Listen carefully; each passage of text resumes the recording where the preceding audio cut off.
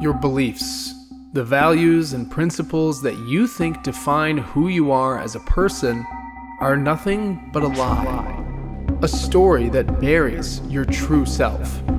In a world obsessed with identity, our lives can become a mad scramble to find our place and dig in.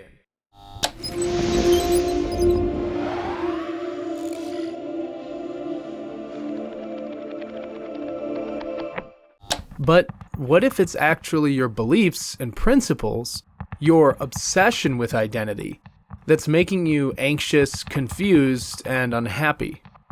In this video, we will explore this question. And in the end, I'll show you that it's your beliefs that people use to control you, and try to convince you that maybe, just maybe, you would be a lot happier if you learned how to let them go. Alfred Adler, founder of the School of Individual Psychology, once wrote that it is easier to fight for one's principles than to live up to them. And looking around at the culture and politics of today, I can't help but think that he was right. No matter whose side they are on, no matter what new information or discoveries are presented to them, people just continue to fight for what they want to be true, what they believe. And it's not just our toxic politics. People do this with their beliefs about marriage, sexuality, national identity, even over their favorite sports teams. The weird thing here is that even though all people care about at bottom seems to be the belief they hold, they still argue as if they care about the truth. To put it simply, we seem to react involuntarily and emotionally when our belief is under threat. We do not seem to exercise free choice or think about the actual problem. We employ all of our brain power and energy toward the victory of our belief. I guess the question is, why do we do this? And is there a better way for us to relate to our world? On top of that, shouldn't we ask ourselves whether these beliefs and values are really something we should be fighting for? I mean, did we really give consent to believe in them? Or were they just given to us by our parents, culture, or society? To put it bluntly, are we slaves to these beliefs and values without even knowing it? In order to really show you what I'm talking about, we need to go through some examples of how this servitude to beliefs permeates so much of our day-to-day life. First, I'll discuss how it moves in our culture, then how politicians use this to control us, and finally, how this is probably affecting you personally. The cultural example is something you will find everywhere. It's in our movies, mythologies, and national identities. This is a concept of sacrifice. The soldier who goes off to war to defend democracy and freedom. The protester who faces danger in the streets to liberate others who are suffering from oppression. We fetishize this. We are drawn to and admire those who are willing to sacrifice themselves for the beliefs that we, as a general group, hold to be true. Think about the plot of a movie where a regular person battles some hyper-intelligent AI or alien or tyrant. It's always the villain's inability to understand human emotions, and that it's about freedom and not perfection. And then this is somehow the key to the protagonist's victory. This happens in Blade Runner, Lord of the Rings, Star Wars, the list goes on. We love these huge cultural films because they affirm a belief we all hold, that freedom and the power of human emotion are more important than perfection, order, and control. On top of these things, social media is flooded with influencers talking about the admirability and attractiveness of being committed to principles, not even putting much emphasis on what the principles are. To sum this up, we just love principles. Marketing, principles, and beliefs is quite literally profitable. And this is really important to recognize because there's a tragic irony in this. Let's take the soldier as an example. I'm sure you have seen this more than once, from movies and real soldiers, that once they found themselves in war, all of the beliefs melted away. They realized politicians did not send them there for the reasons they claimed, and that they fight for the person next to them, and nothing else anymore. They're willing to die to save each other. But the whole reason they went in the first place is because their beliefs and principles told them to. And the politician knew that it would. That's why they even mentioned it. So, the person did not decide to go to war in view of what was really true about why the war was happening, but because their belief told them to. I mean, how many times does this cycle need to repeat before we realize what's happening? In essence, having convicted principles makes it easy to control us, easy to make us do things for people who merely pretend to believe in the same things we do. This leads me into the political category. This is a harsh truth that I think everyone needs to hear and really consider. Professionally trained politicians are, under no circumstances, ever communicating to you who they are, what they represent, or their true beliefs. At all. They study your beliefs and prepare ahead of time. They make a strategy around what they already know about the beliefs you hold and say things specifically meant to signal to you that they are on your side, that they represent those values. They also do this by establishing threats to the values you already hold dear. They take something that is a real problem, like, say, immigration, but is in reality a basic problem that nations have always faced. It's a problem of numbers and practical consequences. It isn't ideological at all, but they make it so by telling a story with good and bad guys. Let's be very clear, this is not because they actually think it is this type of problem. It is exclusively meant to get you on their side, to make you turn to emotion instead of reason, because this is just much more effective. Is this because they're evil?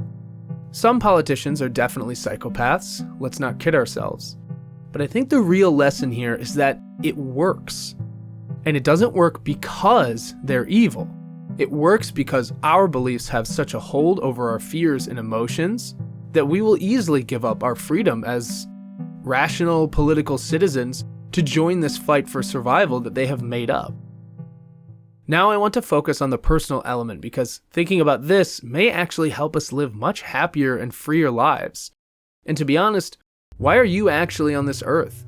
Are you really here to just play out some role that was given to you? Or is it better to carve out your own path and identity? It's a question worth considering. This plays out personally in a lot of ways we've all experienced. Values our family gives and imposes on us affect not only the choices we make, but the feelings we experience. I'll use myself as an example here. I grew up in a military family. I was given potent values about patriotism, sacrifice, and a story of who the good and bad guys are. I signed up well before I graduated high school, sure of my decision. As I approached the date I was set to leave, I began to question this choice, but I buried those feelings. Against the backdrop of the values I inherited and believed, it could be nothing but fear and cowardice that I was feeling. You see, when you hold your beliefs as sacred, when you refuse to question them, they take away your freedom to choose for yourself. If you are unwilling to question it, if it is true no matter what, you have no options but the ones that serve it. If you're wrong, you would never even know it. I had to face the consequences of the decision to learn the hard lesson. Does this mean I came to hate military service or values surrounding it? Not at all. That's not the lesson here. The lesson is that I just never decided, never truly chose for myself because I was a slave to the values and beliefs that I never gave consent to even have. Maybe this is over-dramatizing to say this, but I really don't think it is. When you are given beliefs without freely choosing to adopt them, it really is a violation of your personhood. It affects your body, feelings, and mental health in ways similar to a physical violation. Think about this next time you impose your beliefs on others, especially if they're beliefs you have that you don't really understand the origin of. You just kind of have them. Your own example of this may have popped into your head when I gave mine. Did your parents or community convince you that if you didn't believe in their version of God that you would be punished? Did they convince you that if you moved away from home you'd be abandoning them? Or did your upbringing teach you that you need to do everything on your own? Most of us are given some kind of baggage, and sometimes we rebel against it, becoming a edgy atheist and making this rebellion our whole personality. But the problem with this is you're stuck in another fixed belief. What I want to suggest here might seem unthinkable, but what if once you were able to imagine life without your deepest principles, you find you don't agree with some of them? There could be a whole life waiting for you on the other side of letting go of this baggage.